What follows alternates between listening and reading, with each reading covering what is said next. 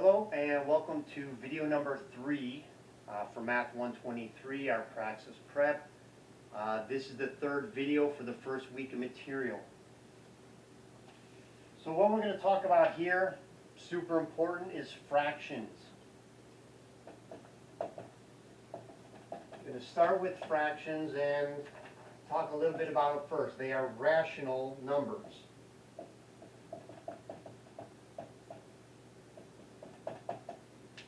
So what does it mean by a rational number? Well, the first part says what? Ratio.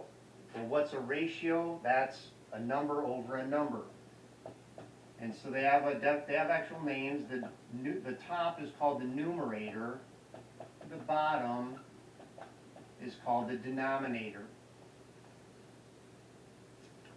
Fractions are basically division problems.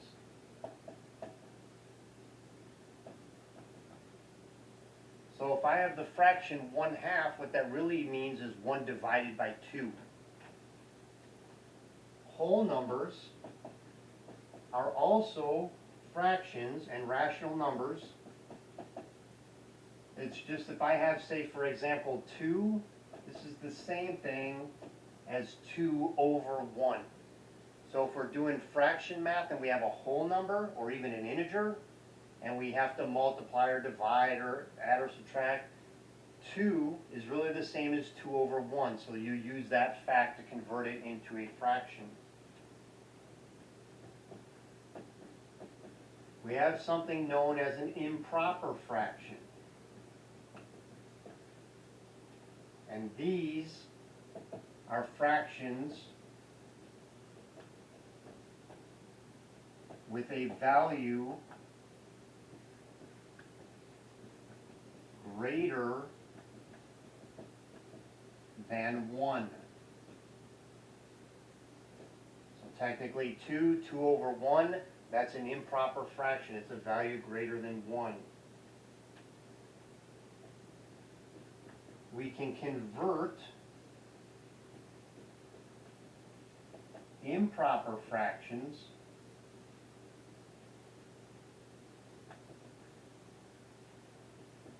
to what's called mixed numbers.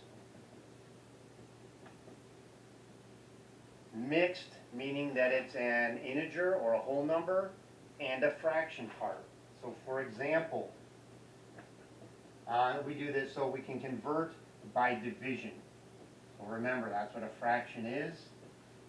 So for example, if I have 12 over 5, this is an improper fraction. This is bigger than 1. 12 divided by 5 is 2 and something. So to convert this to a mixed number, I just do the division. 12 divided by 5. So I have 2 with 2 left over.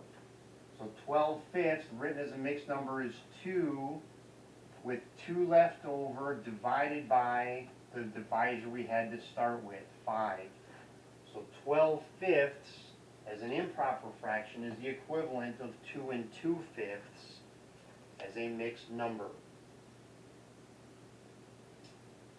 And we can go the other way. So we can convert from a mixed number to an improper fraction. So if we're going mixed to improper, we have the following process. Multiply the denominator number by the whole number, the number in front, or integer if it's a negative number. So add the numerator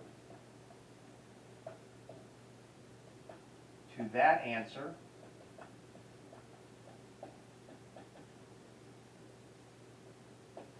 and put that value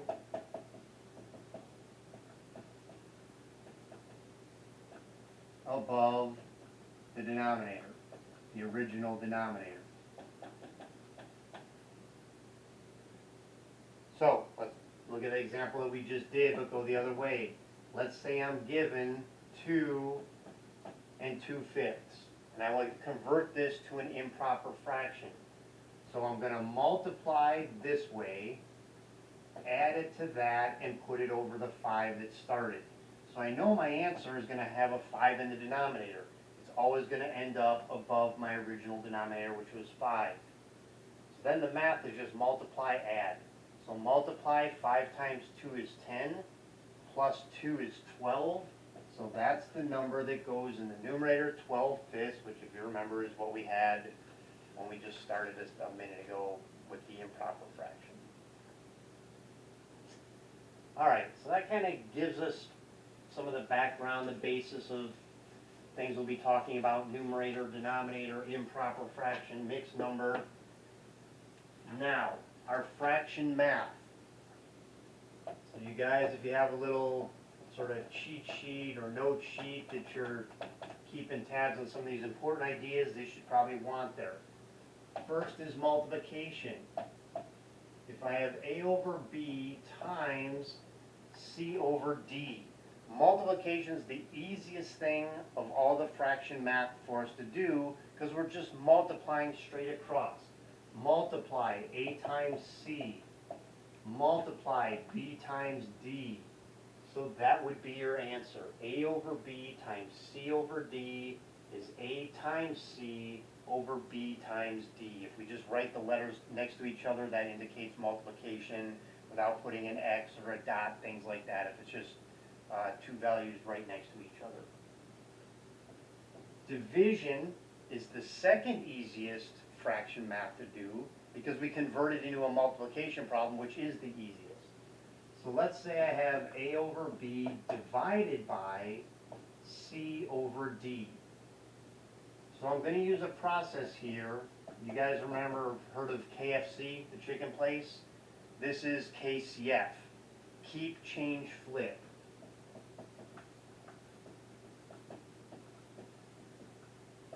So I'm going to keep the first number, A over B, change it from division to multiplication, and then flip the last piece. So instead of C over D, it's now D over C.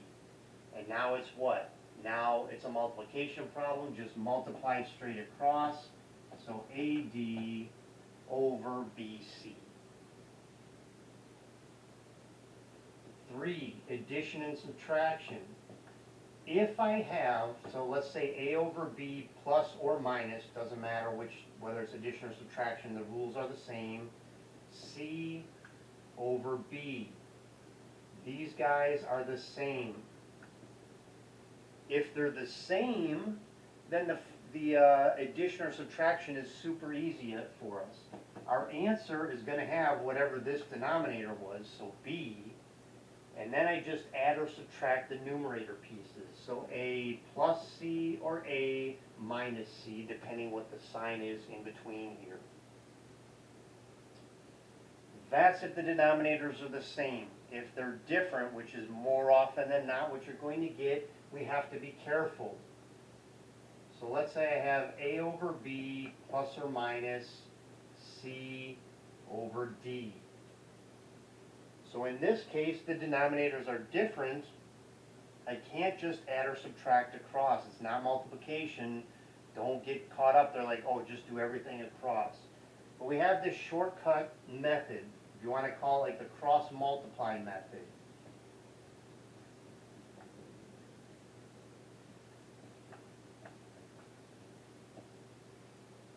So I'm going to start in the upper left, A, and multiply it times cross, the cross method here. So A times D. And then plus or minus, whatever the sign is. And then next, B, cross that with C. So B times C all over. Now just multiply what's down below, B times D. So that's sort of the shortcut method. If you have two fractions, you could find the common denominator, convert both fractions that have the same denominator, then use rule number 3 there But this is usually a little easier for people to deal with. Start in the upper left and multiply bottom right, A times D. And then plus or minus, whatever the symbol is, and then go this way across. B times C, that goes in the top, and the denominator is just multiply what the denominator pieces are. Number 5 is more about simplification than it is necessarily fraction math. So if I have A times C in the numerator and B times C in the denominator, so if I have the same factor, the same number, I can cancel out one C with the other, and this just simplifies to A over B. So an example of this, let's say I have 8 over 10. Well, 8 is like 2 times 4.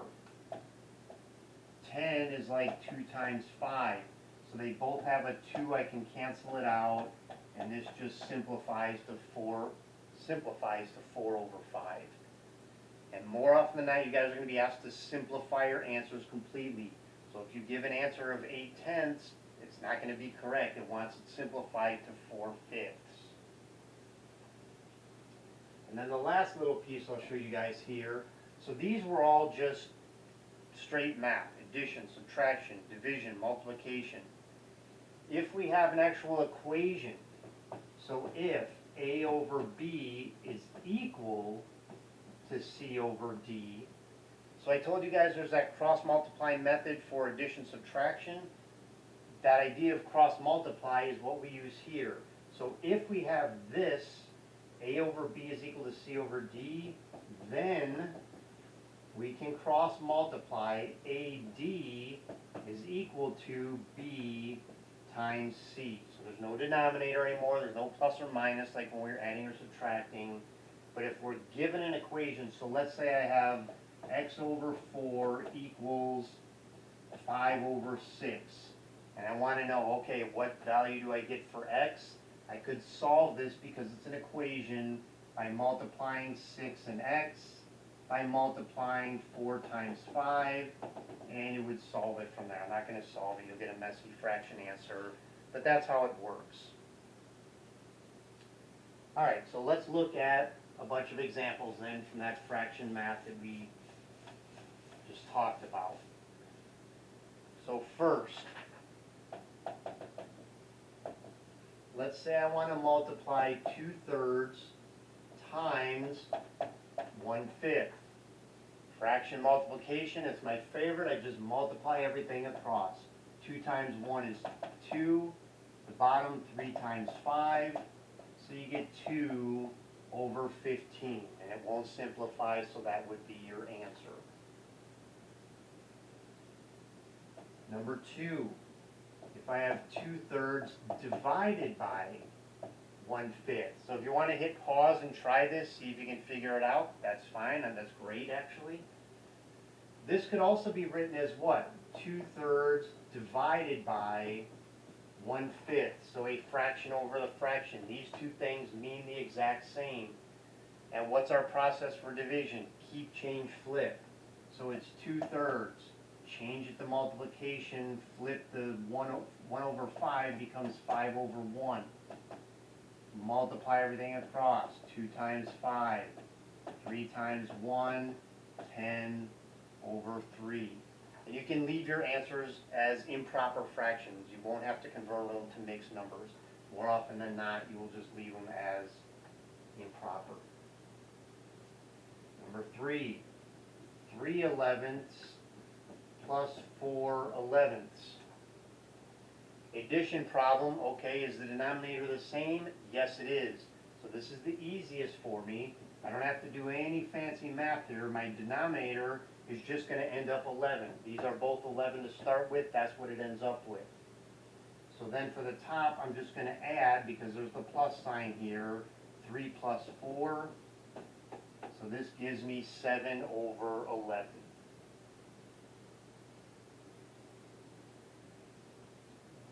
Yeah, I'm going to erase this, move back up to the top of the board. Number 4. And again, if you want to hit pause and try these, that's great. If I have 1 over 3, so 1/3 minus 3/4. So here, the denominators are not the same. So I can't just do 1 minus 3 and 3/4 in the bottom. But I can do sort of the cross multiplication. So I have what?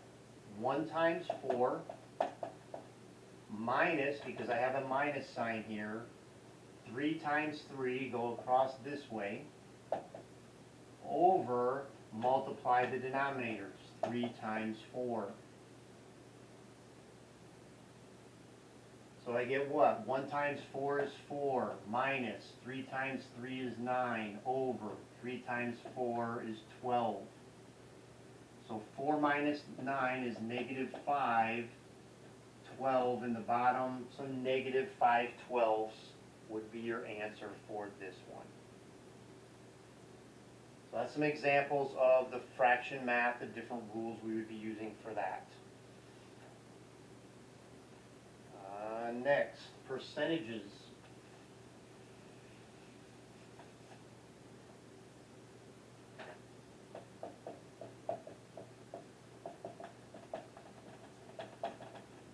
So this has the percent symbol. I'm sure you're familiar with it. Percent is broken down per 100. That's what percent means. And so to convert from percent to decimal,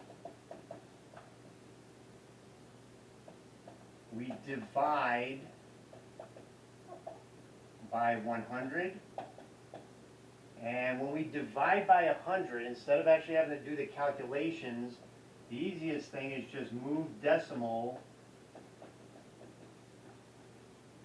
2 places to the left. Again, looking for these time savers on the test. You don't actually have to do all the crunching out, just move it 2 places to the left. If I want to go from decimal to percent, well then I multiply by 100.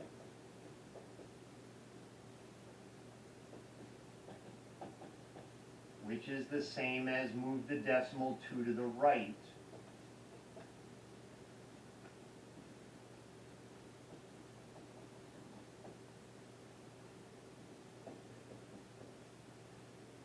Again, you want to hit pause to get caught up with the writing, that's fine.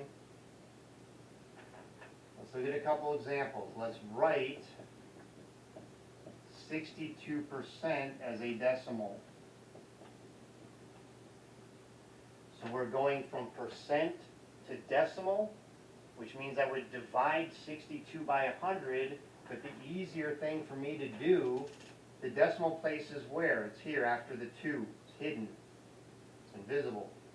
But I move it 2 to the left, 1, 2, goes in front of the 6, so I would write this as 0.62. What I'm going to ask you guys to do is write a 0 in front. Because if I don't have a 0, obviously it's clearly a decimal point there, but sometimes, especially if like you're writing on a paper or something, and you just put .62, it's like, okay, is that 62? Is it 0.62? As soon as you put a 0 in the front, this means 0.62. So just try to get into that habit if you can. And then how about the other way? So let's write 0.34 as a percent. So again, I would multiply this by 100, which is the same as moving the decimal place 2 places, which puts me at the end of the 4. So this is 34%.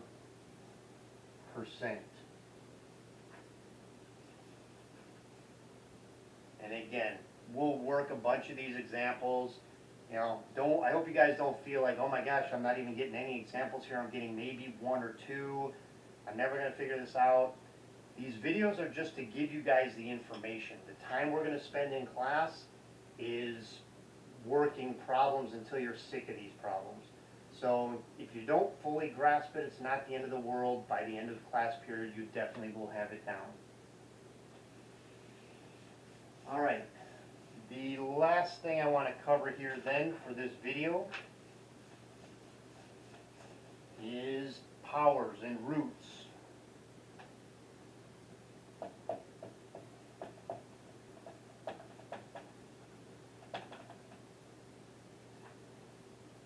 So if I have something that looks like this, 2 with a little 4 in the upper right, this, the 2 is what's known as the base.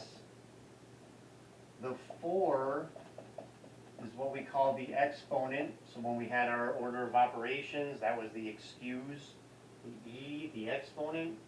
And all this means is take the base and multiply it by itself however many times we have the exponent. So 2, whoops, not 4, 2 written out 4 times. So 2 to the 4th really means 2 times 2 times 2 times 2, which is 16. So that's our powers. When we have a number to a power, it's a number to an exponent. The roots are the opposite of powers.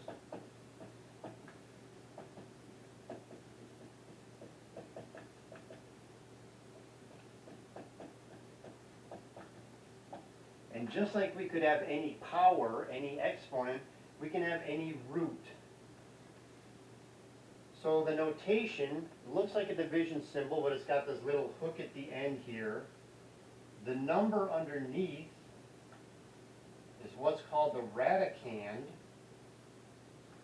And then we write the root in front of the symbol unless it's square root. So if it's square root, we don't put a 2 here, we leave it invisible. So we could have symbol of this. This means square root of a. We could have a 3 in the front. This means cube root. So nothing in front is square root. A 3 in the front, cube root. A 4 in the front, 4th root. And so forth. And again, that number in the front can go up as high as you want. So let's look at some examples here.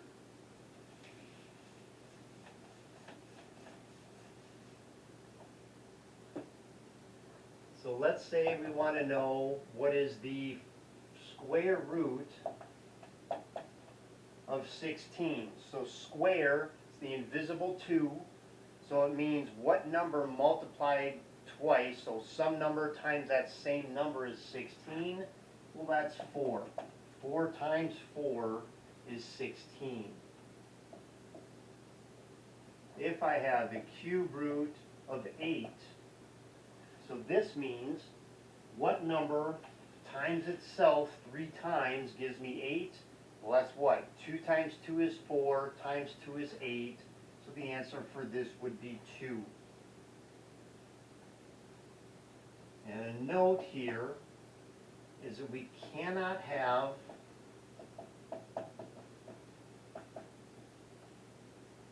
negative even roots. So we were talking about real numbers in the first video. If we have an even root of a negative number, that gives us an imaginary number, or a complex number. So for example, I can't have square root of negative 16, square root. However, pay attention here, these are even roots. I can have odd roots of a negative number. So cube root of negative 8.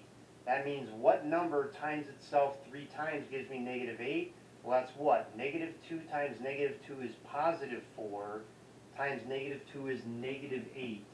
So this actually has a root. So just because there's a negative number underneath doesn't mean we can't do it. We only can't do it if it's an even root. And so you guys should know the following. On the Praxis, your pop-up calculator that they'll give you will do square roots. So if you have a square root problem, you'll be okay. But you should know, in addition to those, the following. You should know cube root of 8, which is 2. Cube root of 27, which is 3. Fourth root of 16, which is 2. Fourth root of 81, which is 3. And lastly, the fifth root of 32, which is 2. Yeah, those are the ones I want you guys to know. And then, of course, all the square roots. So square root of 1 is 1. Square root of 4 is 2. Square root of 9 is 3. All of those, all the way up to 10. So 49, 64, 81, 100. Be able to do all of those. And for Praxis, you will have a square root calculator at your access. But these cube roots, you will not. So make sure you know those. And lastly, so when we are talking about divisibility and those rules, what did I say? We can't have anything divided by 0. That gives us something called undefined.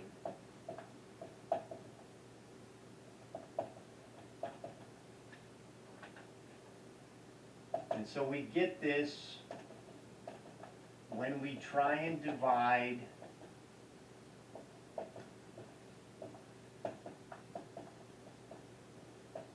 any number by 0. We try to divide any number by 0, we get an answer of undefined.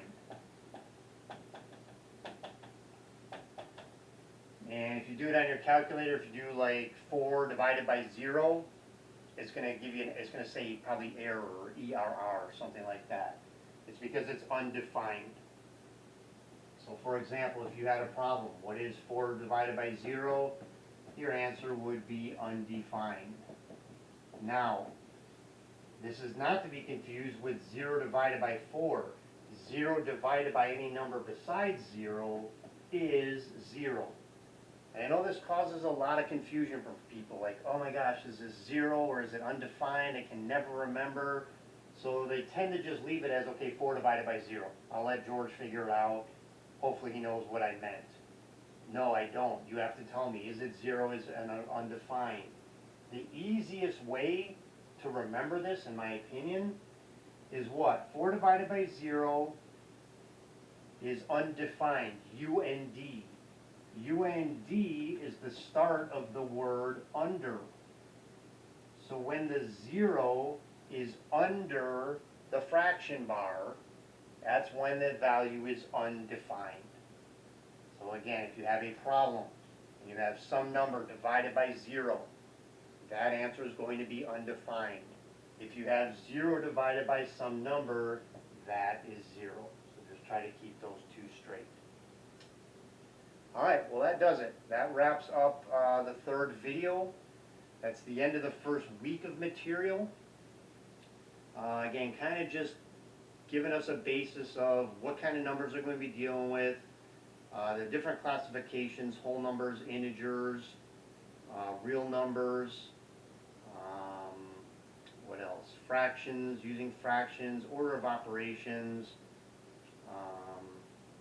yeah, all the stuff we've covered. So you should know how to do that, and you guys come on back for video 4.